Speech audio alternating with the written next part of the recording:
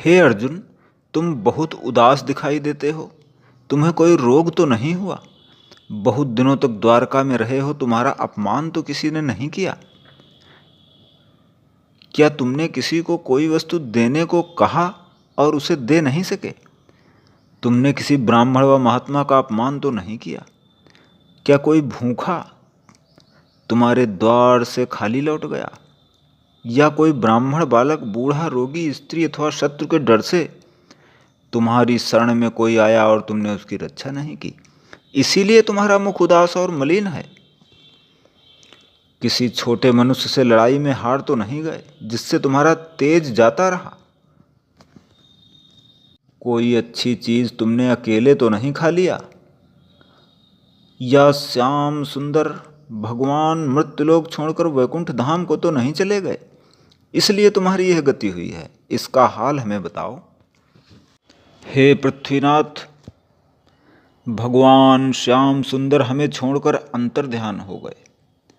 मैं उन्हें अपना भाई, मामा का बेटा जानता था। परमेश्वर की माया ऐसी प्रबल है जिससे लिपटे रहने से हम लोगों ने उन्हें नहीं पहचाना। उन्हीं की सहायता से बड़े बड़े राजाओं और वीरों को महाभारत में मारकर मैं ये समझता था कि अपने पराक्रम से इन्हें मारता हूं। अब मुझे इस बात का विश्वास हुआ कि भगवान श्याम सुंदर की कृपा से मैंने उन सभी को जीता था।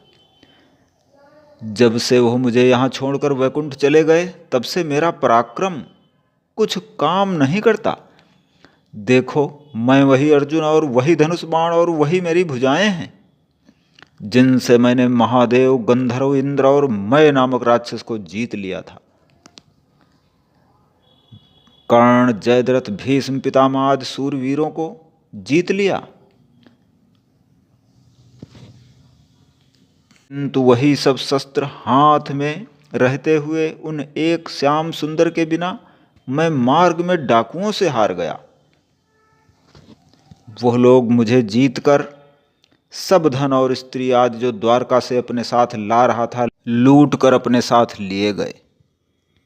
अब उनके बिना किस तरह मैं प्रसन्न रहूं?